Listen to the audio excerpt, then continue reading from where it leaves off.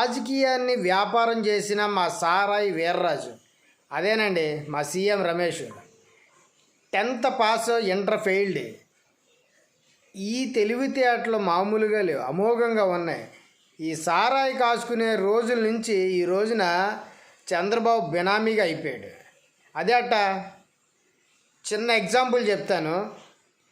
ఒక ప్రాజెక్ట్ ఇస్తాడు, దాని ప్రాజెక్ట్ విలువ 11 కోట్లు అనుకుందాం. ఈ 11 కోట్ల ప్రాజెక్టు నాలాంటి వాడికి ఒకరికి ఇస్తాడు. సరిగా చెయ్యట్లేదని నెపంతో నాలాంటి వాడిని పక్కకి తప్పించి సీన్లోకి ఈ సారాయి వీర్రాజుని తీసుకొస్తాడు. ఆ ప్రాజెక్ట్ విలువ 20 నుంచి 30 రెట్లు పెంచేస్తాడు. 200 కోట్లు 300 కోట్లు పెంచేసి ఈ సారాయి వీర్రాజుకి ఇస్తాడు.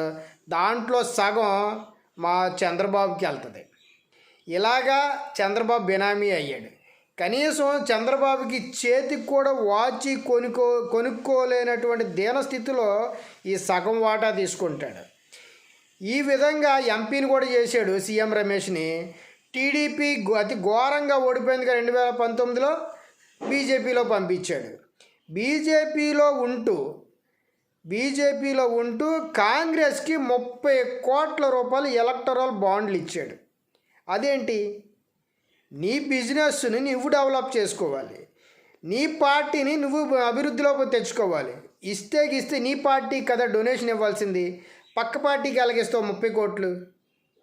అది కాంగ్రెస్కి కనీసం ఆంధ్ర రాష్ట్రంలో 100 కన్నా తక్కువ ఓట్లు వస్తే నీకెలా ఉపయోగపడుతుంది? నాకైతే ఇక్కడ అసలు ఒక క్లారిటీ కుదరట్లా. ఆంధ్రాలో కానీ దేశంలో కానీ కాంగ్రెస్ లేదు. ఓకే, నాకు ఇప్పుడు అర్థమైంది ఏంటంటే షర్మిల కాంగ్రెస్లోకి వైఎస్ఆర్టీపీ పార్టీని కాంగ్రెస్లో విలీనం చేసి కాంగ్రెస్లోకి ఆంధ్ర రాష్ట్రానికి పీసీసీ సభ్యురాలుగా వచ్చిందా? దానికోసం 30 కోట్ల ఎలాగ ఎలక్ట్రల్ బాండ్లోనే 30 కోట్లు ఇచ్చావంటే చంద్రబాబు, మిగతా డబ్బు బ్లాక్ మనీ ఎన్ని 100 కోట్లు ఇచ్చి ఉంటావు? కేవలం జగనన్న మీద ద్వేషంతో ఏదో ఒక రకం జగనన్ననే ఎదుర్కోవటానికి వాళ్ళ చెల్లిని ఎరేసావా? ఇంకా షర్మిలకి ఎంత ఇచ్చి ఉంటావు? ఇప్పుడు కడపలో ఎంపీగా పోటీ చేస్తావా? లేకపోతే కడపలో జగనన్న మీద పోటీగా షర్మిలను దింపుతావా? ఎన్ని ఆశాలు వేసినా చంద్రబాబు నీ ఏదనుకున్నది విఫలమవుతుంది. కానీ ఇక్కడ ఈ సారాయి వీర్రాజు 30 కోట్ల రూపాయలు కాంగ్రెస్కి ఇచ్చాడు. మీరు చూస్తున్న జనాలందరూ కూడా గ్రహించాలి.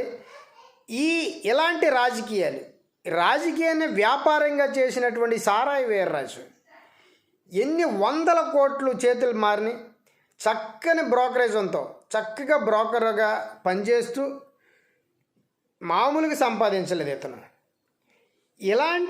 ఇలాంటి వ్యక్తులు మనం ఎన్నుకుంటున్నాం. ఇలాంటి వ్యక్తులకి ఈ రాష్ట్రంలో కానీ దేశంలో కానీ అత్యంత విలువ.